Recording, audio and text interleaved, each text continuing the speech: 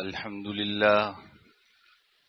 لله نحمده ونستعينه ونستغفره ونؤمن به ونتوكل عليه ونعوذ بالله من شرور أنفسنا ومن سيئات أعمالنا من يهده الله فلا مضل له ومن يضلله فلا هادي له ونشهد أن لا إله إلا الله ونشهد أن سيدنا وسندنا وحبيبنا ومولانا محمدا عبده ورسوله صلى الله تعالى عليه وعلى آله وصحبه أجمعين أما بعد برادران عزیز، بزرگان محترم، یہ ذی الحج کے ابتدائی ایام چل رہے ہیں اور بڑے فضیلت والے ایام ہیں۔ دن میں روزہ رکھنے کی بھی فضیلت ہے، رات کو عبادت کرنے کی بھی فضیلت ہے۔ حدیث میں جناب نبی کریم سرور دو عالم صلی اللہ علیہ وسلم نے ارشاد فرمایا کہ ما من ایام العمل فیہن احب الی اللہ من هذه الایام العشرہ، کہ کوئی دن ایسا نہیں ہے جن میں اللہ تعالیٰ کو نیک اعمال زیادہ محبوب ہوں بنسبت ذی الحج کے ان 10 ایام کے، یعنی ان میں اللہ تعالیٰ کو نیک اعمال بہت پسند ہیں۔ اور پھر فرمایا کہ اس میں ایک دن کا روزہ رکھنا یہ 1 سال کے روزوں کے برابر ہے، اور اس کی راتوں کو عبادت کرنا یہ شب قدر کے برابر ہے۔ تو بڑے قیمتی ایام ہیں اور بڑی قیمتی راتیں ہیں، تو ہمیں کوشش کرنی چاہیے کہ اپنے اوقات کو قیمتی بنائیں۔ گرمیوں کا روزہ مشکل ہوتا ہے، تو چلو اگر 9 دن نہیں رکھ سکتے تو عرفے کے روزے کا اہتمام کر لیں۔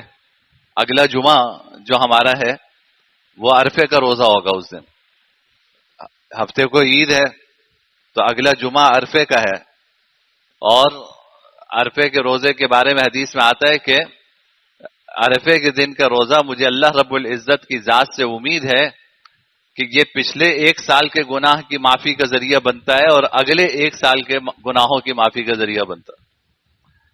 تو اس لیے کوئی ہمت والا ہو تو وہ ان ایام میں جتنے روزے رکھ سکتا ہے رکھے۔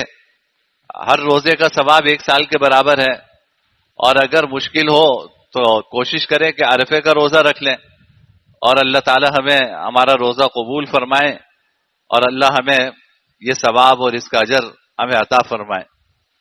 اور راتوں کو کوئی مخصوص عبادت نہیں ہے، مقصد یہ ہے کہ بھائی عشاء کی نماز جماعت سے پڑھیں، فجر کی نماز جماعت سے پڑھیں، اور پھر تہجد کا اہتمام کریں۔ باقی پوری رات جاگنا کوئی ضروری نہیں ہوتا، بس اتنا ضرور ہے کہ ان راتوں میں اپنے آپ کو گناہوں سے بچائیں۔ جن ایام میں اور جن راتوں کی بڑی فضیلت ہوتی ہے، تو ان ایام میں اور ان راتوں میں گناہ کرنے کا گناہ بھی زیادہ ہوتا۔ بھائی دیکھو، مسجد میں عمل کا ثواب بڑھتا ہے نا، تو یہاں گناہ انسان کرے گا تو اس کی شناعت بھی بڑھے گی۔ حرم پاک میں 1 نماز کا ثواب 1 لاکھ کے برابر ہے، تو اگر ثواب 1 لاکھ کے برابر ہے تو وہاں کا گناہ بھی پھر 1 لاکھ کے برابر ہے۔ تو جس جگہ ثواب کی اہمیت زیادہ ہوتی ہے تو وہاں کا عقاب بھی زیادہ ہوتا ہے، وہاں کی سزا بھی زیادہ ہوتی ہے۔ اس لیے ان راتوں میں اور ان دنوں میں اپنے آپ کو گناہوں سے بچانے کی فکر کریں، گناہوں سے بچنے کی کوشش کریں۔ تو اللہ رب العزت کی ذات سے امید ہے کہ اللہ تعالیٰ اپنے نیک بندوں کو جو فضیلتیں عطا فرماتے ہیں، جو ثواب عطا فرماتے ہیں، اللہ ہم جیسے گناہ گاروں کو بھی وہ عطا فرما دیں گے۔ دوسری چیز جو بڑی اہم ان دنوں میں ہم انجام دیں گے وہ ہے قربانی۔ انشاءاللہ 10 ذی الحج کو پہلا دن ہوگا عید کا، اسی طرح 11 ذی الحج 12 ذی الحج یہ 3 دن قربانی کے ہیں اور قربانی واجب ہے. ان راتوں کو عبادت کرنا یا دن میں روزہ رکھنا یہ تو فضیلت کی بات ہے, کوئی نہیں رکھے کوئی گناہ کی بات نہیں ہے, لیکن قربانی واجب ہے. واجب ہونے کا مطلب یہ کہ اگر کوئی شخص قربانی چھوڑتا ہے تو گناہگار ہوگا, اگر قربانی نہیں کرتا تو گناہگار ہوگا. یعنی یہ اختیاری معاملہ نہیں ہے, یہ اختیاری مسئلہ نہیں ہے, بلکہ یہ ضروری ہے. حدیث میں آتا ہے جناب نبی کریم صلی اللہ علیہ وسلم ہجرت فرما کے مدینہ تشریف لائے تو ہجرت کے بعد کوئی سال, کسی سال آپ نے قربانی نہیں چھوڑی, یعنی پابندی کی قربانی پر. اور جب جناب نبی کریم صلی اللہ علیہ وسلم کسی عمل کی پابندی کریں تو وہ عمل امت کے لیے واجب ہوتا. اگر کسی عمل کی پابندی کریں تو امت کے لیے وہ عمل واجب ہوتا ہے. تو اس لیے قربانی کرنا ہم سب پر واجب ہے.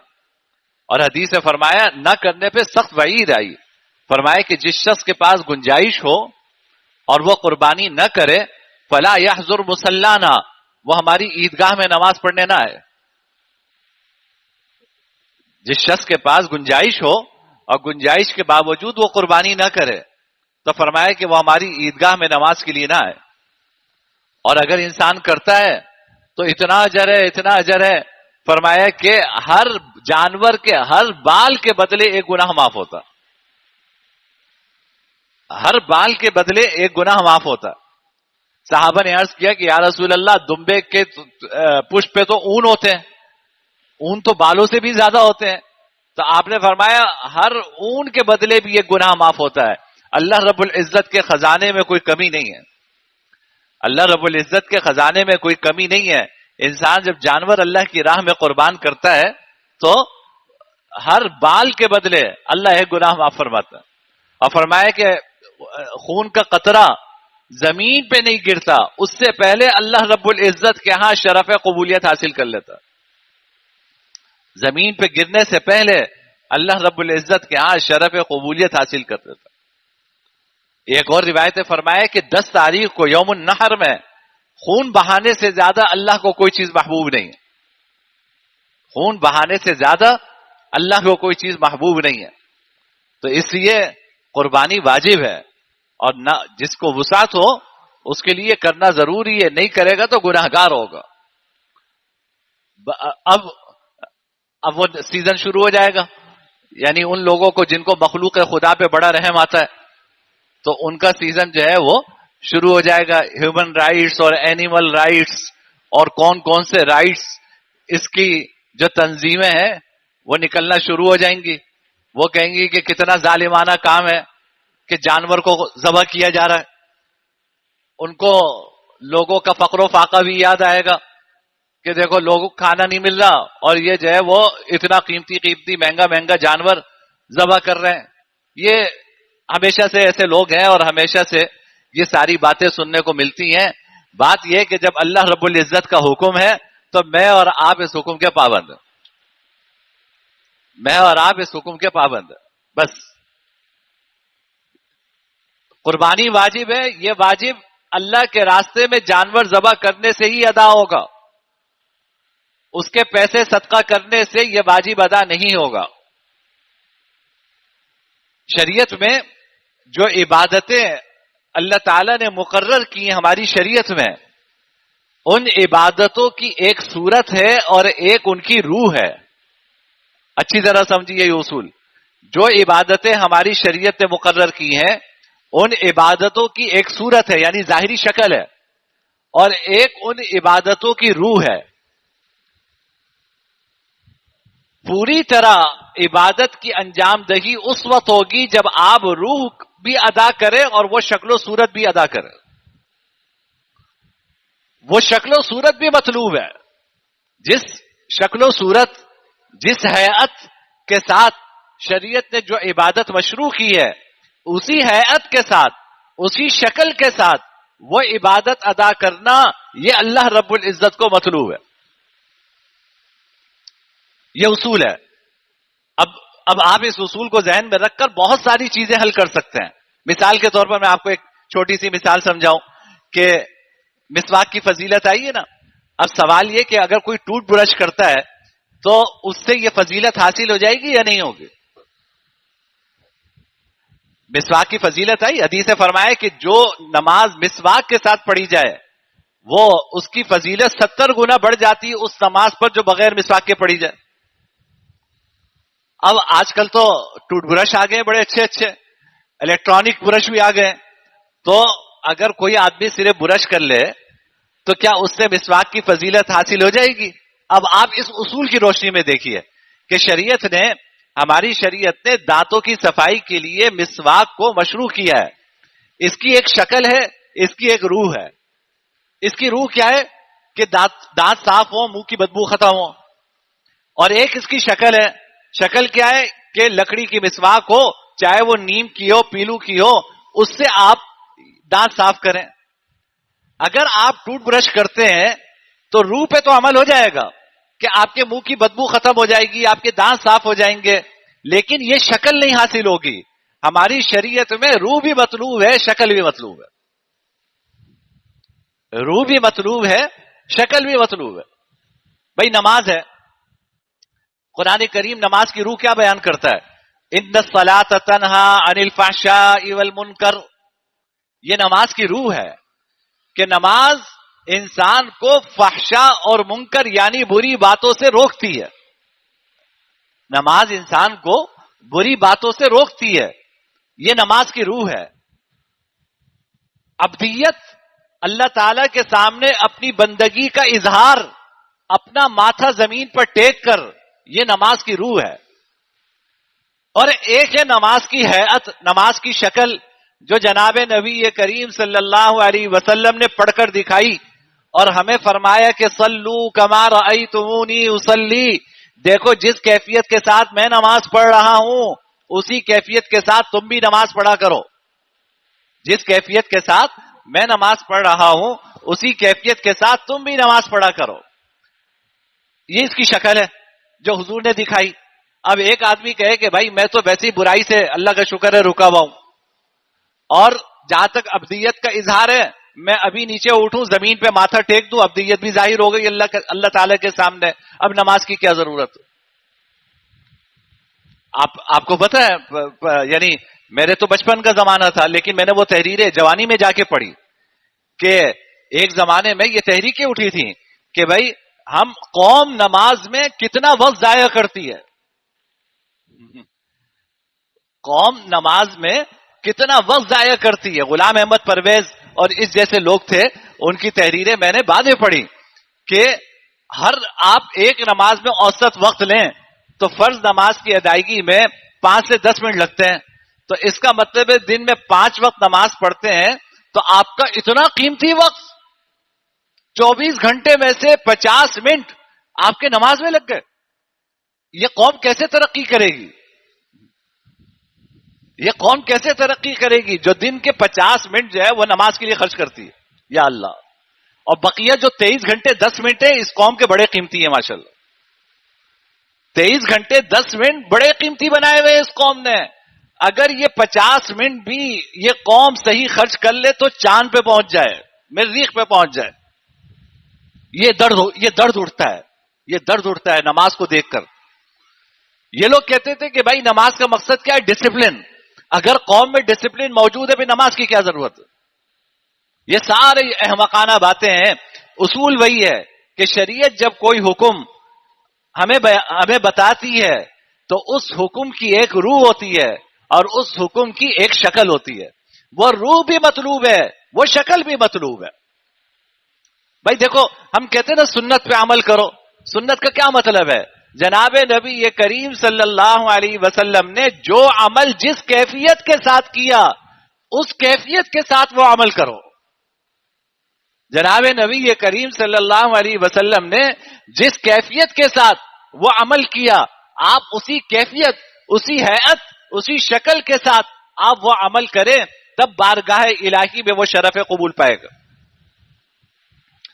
تو صرف ان سارے فتنوں میں نہ مبتلا ہوا کریں.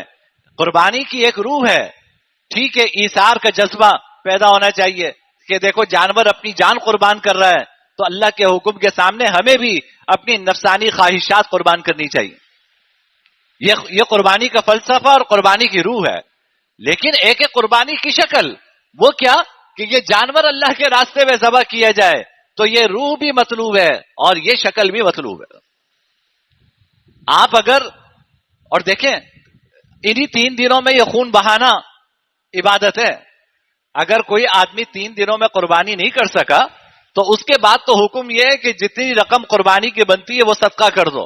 اب تم بکرا ذبح کرو گے، اس بکرا ذبح کرنے کا کوئی ثواب نہیں ہے. بس ہمارے رب نے یہ 3 دن رکھے ہیں تو ان 3 دن میں قربانی کا عمل، قربانی کا جانور ذبح کر کے ہی ادا ہوگا. صدقہ کرنے سے وہ یہ عبادت ادا نہیں ہوگی.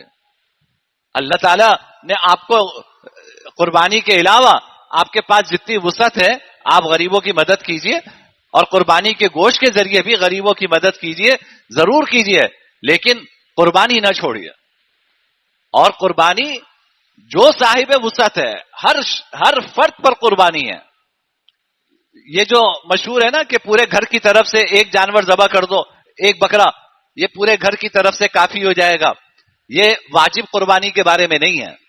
جناب نبی کریم صلی اللہ علیہ وسلم نے پوری امت کی طرف سے ایک مینڈا ذبح کیا. تو کیا آج اگر میں پوری امت کی طرف سے ایک مینڈا ذبح کر دوں پورے دارالسلام والوں کی طرف سے تو کیا کسی کو قربانی کی ضرورت نہیں ہوگی؟ کیا مطلب ہے اس کا؟ آپ صلی اللہ علیہ وسلم نے پوری امت کی طرف سے ایک مینڈا ذبح کیا، یعنی امت کی طرف سے نفلی قربانی فرمائی. آپ نے فرمایا کہ یا اللہ ایک میری واجب قربانی ہے، 2 مینڈے ذبح کیے، ایک یہ میری واجب قربانی ہے، یہ میں دوسری قربانی کر رہا ہوں، یا اللہ اس کا ثواب میری پوری امت کو پہنچا دے. تو یہ عمل تو آپ بھی کر سکتے ہیں کہ بھائی نفلی قربانی کر کے جس کو ثواب پہنچانا چاہے پہنچا دیں. لیکن واجب قربانی ہر ایک کی اپنی ہے. میں جیسے آپ کی نماز نہیں پڑھ سکتا، آپ میری نماز نہیں پڑھ سکتے، تو اب میری قربانی آپ کی طرف سے کیسے کافی ہو جائے گی؟ میں آپ کی زکات نہیں دے سکتا، آپ میری زکات نہیں دے سکتے، میں آپ کا روزہ نہیں رکھ سکتا، آپ میرا روزہ نہیں رکھ سکتے، تو میں آپ کی طرف سے میں قربانی کر لوں تو میرے بیوی بچوں سب کی طرف سے قربانی ہو جائے؟ یہ کیسے ہو سکتا؟ جو صاحب استطاعت ہے گھر میں اس پر قربانی واجب ہے. اور صاحب استطاعت کون ہے؟ جس کی ملکیت میں 52.5 تولہ چاندی کی مالیت جو آج کل تقریباً 1,80,000 روپے بنتی ہے. 1,80,000 روپے کے 1,80,000 کے برابر سونا، چاندی، مال تجارت یا نقد رقم یا ضرورت سے زائد ساز و سامان، یہ 5 چیزیں الگ الگ یا مل ملا کر ان کی مالیت 1,80,000 روپے کے برابر ہوتی ہے. تو ایسے شخص پر قربانی کرنا واجب ہے. جس کی ملکیت میں 1,80,000 روپے کے برابر یہ چیزیں ہوں یا مل ملا کر اتنی مالیت بن جائے، اس پر قربانی کرنا واجب ہے، بشرطے کہ بالغ ہو. لہذا اگر شوہر ہے اس کے پاس 1,80,000 روپے کے برابر مالیت کے برابر نقد رقم ہے، یا کوئی شیئرز لیے ہوئے ہیں انویسٹمنٹ کے لیے، یا کہیں پہ ڈیفینس سیونگ سرٹیفکیٹ ہے، پیسے لگائے ہوئے ہیں، کہیں جو ہے وہ آپ نے پرائز بانڈ لیے ہوئے ہیں، زمین میں انویسٹمنٹ کی ہوئی ہے، تو یہ ساری انویسٹمنٹ جو ہے اگر 1,80,000 روپے کے برابر ہے تو قربانی واجب ہے. اسی طرح بیوی اگر اس کی ملکیت میں 1,80,000 روپے کے برابر نقد رقم ہو یا سونا ہو، یا نقد رقم اور سونا ملا کر 1,80,000 بن جائے تو ان پر بھی قربانی واجب ہے. اور عام طور پہ خواتین جو ہیں وہ سونا تو ضرور چھپا کے رکھی ہوئی ہوتی ہیں، اور آج 1 تولہ سونا بھی 3.5 لاکھ روپے کا ہے، تو 2-4 انگوٹھیاں تو ہوتی ہی ہوتی ہیں. تو کیجئے قربانی ان کی طرف سے بھی. اسی طرح بچیاں ہیں، بالغ بچیاں، اگر ان کی ملکیت میں بھی 1,80,000 مالیت کے برابر نقد رقم ہو یا سونا ہو، یا نقد رقم اور سونا ملا کر اتنی اماؤنٹ بن جاتی ہے، تو ان بچیوں پہ بھی قربانی ہے، بالغ لڑکوں پہ بھی قربانی ہے. ہر ایک بالغ شخص جو صاحب استطاعت ہو اس پر قربانی واجب ہے. ابا قربانی کر رہے ہیں، بچوں کی طرف سے بھی کر دیں تو بہت اچھی بات ہے کہ بھائی آپ ایک جانور لے کر آئے، 7 حصے ہو سکتے ہیں، تو آپ نے بیوی کی بھی نیت کر لی، بچیاں ہیں ان کی بھی نیت کر لی، بیٹا ہے اس کی بھی نیت کر لی، بہو ہے اس کی بھی نیت کر لی، اور نیت کر کے آپ نے قربانی کر دی تو ان سب کی طرف سے قربانی ادا ہو جائے گی، لیکن کرنا ضروری ہے۔ اب اس کے بعد واجب قربانی آپ نے کر لی، اب اس کے بعد آپ نفلی قربانی کرنا چاہتے ہیں، اپنے مرحوم والدین کی طرف سے کرنا چاہتے ہیں، ساس سسر کی طرف سے کرنا چاہتے ہیں، آقائے دو جہاں جناب نبی کریم سرور دو عالم صلی اللہ علیہ وسلم کی طرف سے قربانی کرنا چاہتے ہیں، تو یہ نفلی قربانی، یہ بڑی ثواب کی بات ہے۔ آپ یہ نفلی قربانی کیجئے، یا حالات تو اس سال بھی وہی ہیں جو پچھلے سال تھے، بلکہ اس سے بدتر ہیں۔ اگر آپ چاہتے ہیں تو یہ بھی کر سکتے ہیں کہ جو نفلی قربانی اضافی کرتے تھے ان کے پیسے جو ہیں وہ غزہ کے مظلوم مسلمانوں کے لیے بھجوائیے، اور اللہ تعالی سے دعا کیجئے کہ یا اللہ میں نفلی قربانی کرتا تو آپ میرے ابا کو جو ثواب پہنچاتے، یا اللہ یہ پیسے میں نے وہاں غریب مظلوموں کے لیے بھجوائے ہیں، یا اللہ اس کا ثواب میرے ابا کو اس سے زیادہ عطا فرما دی۔ تو انشاءاللہ اللہ رب العزت ثواب دینے والے ہیں، آپ کی نیت پہ ثواب ملتا ہے، آپ کے عمل پہ ثواب ملتا ہے، تو اللہ رب العزت وہ ثواب انشاءاللہ آپ کے مرحومین کو ضرور پہنچائیں گے، لیکن بس اخلاص ہونا چاہیے۔